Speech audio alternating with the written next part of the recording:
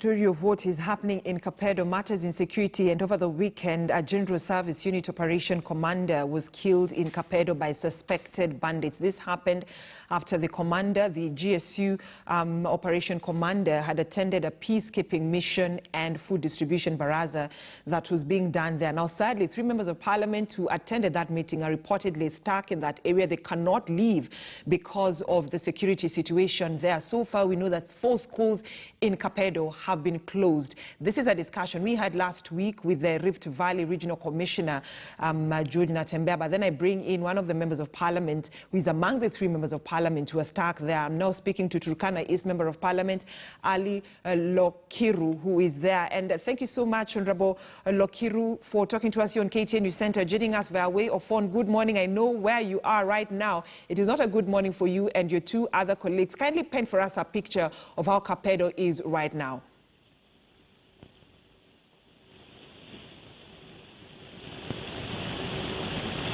Honorable Lokiru, if you can hear me, I understand that you and your 2 other colleagues have been stuck in Kapedo because of insecurity reasons. You cannot leave Kapedo. Kindly paint for us a picture of what is happening on the ground.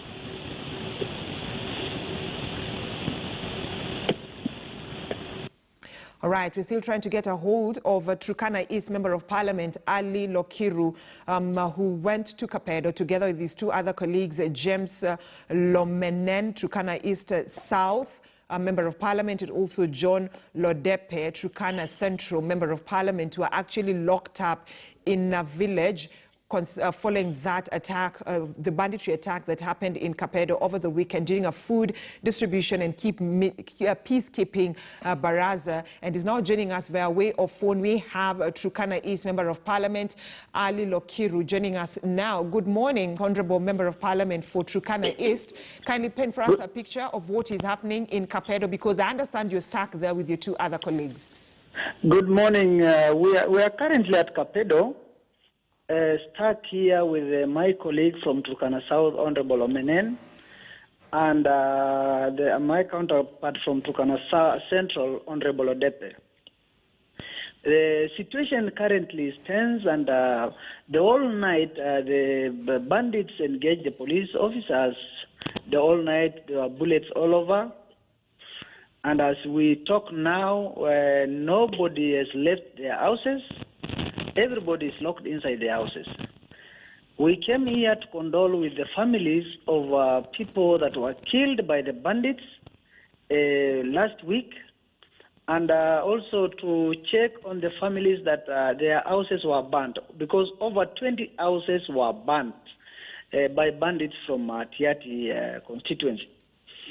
And yesterday, we were joined by an operation commander from GSU headquarters, Mr. Tebakol, and the OCPD Turkana East, so that we convince our people. As we were distributing some relief food to them, we were convincing them that to take back the children to school, because we got an assurance from the senior GSU commander, Bwana Tebakol, that they will ensure that our students will be secure in school, and therefore there was no cause of alarm. But then, Honorable, as we were having the barasa, we were seeing Pokot's bandits around within the periphery of Kapedo. So I think they were monitoring our movements. Right, but then, Honorable Lokiru, yes. The concern to Kenyans, and it is a question I'd also posed to the Rift Valley Regional Commissioner, George Natembeya, last week on Friday, when I'd asked him about several police posts being in Kapedo, yet attacks are happening in the presence of security officers.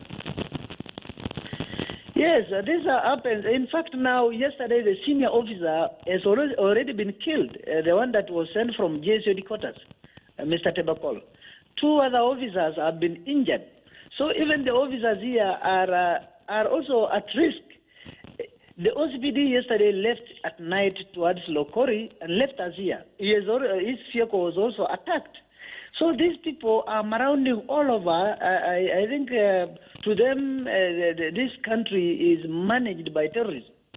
Honorable Lokiru, kindly listen to me. My question is simply this. You are to paint for us a picture of what has happened. We were talking about the reason as to why these attacks are happening. Several schools have been closed. How are children supposed to be going back to school? Yet that is a discussion that you are having with the security officers in that area.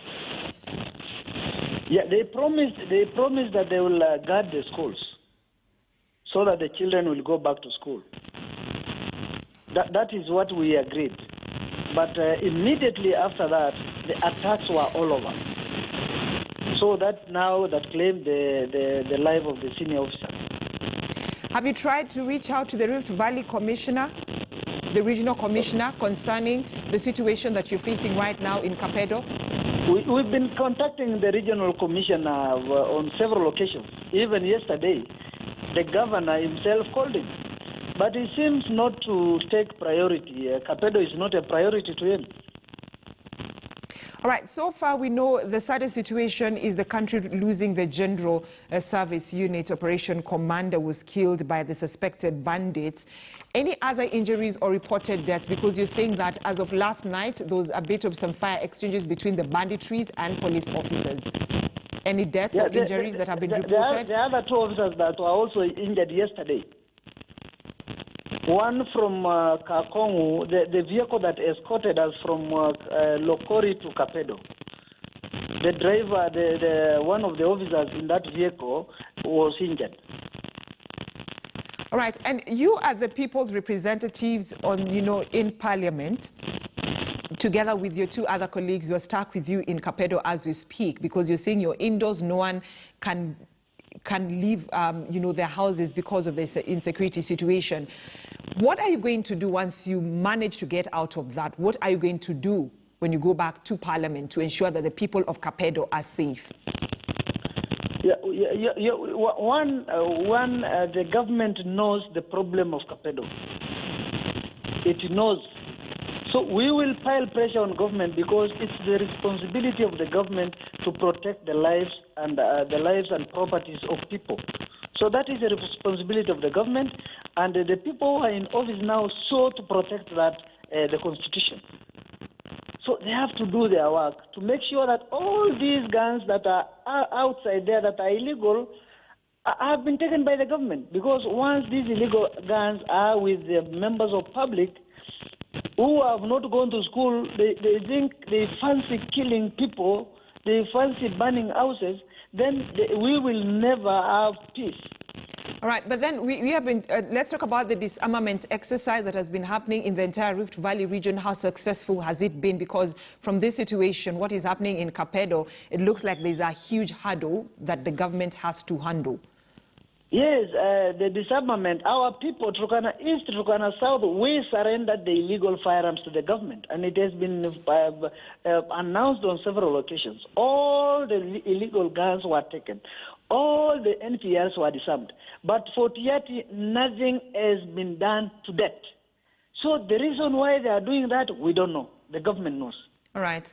Thank you so much, Mheshimiwa. Asante sana for talking to us here on KTN News Center. Ali Lokiru, Member of Parliament for Turkana East, together with James Lomenen, Turkana South, and John Lodepe, Turkana Central. Those are just some of the Members of Parliament who are in Kapedo over the weekend for a peacekeeping mission, and also food distribution. But a banditry attack happened, which led to the death of one GSU Operation Commander. The Member of Parliament says that they're stuck in Kapedo. They're asking the government to offer rescue services to them and to find a lasting solution in Kapedo. But so far, we know that this banditry attacks has led to the closure of 4 schools in Kapedo. So several learners are not able to go back to school because of that. A developing story. We'll continue keeping a keen eye on that here on KTN News Center. But then, let's have a look at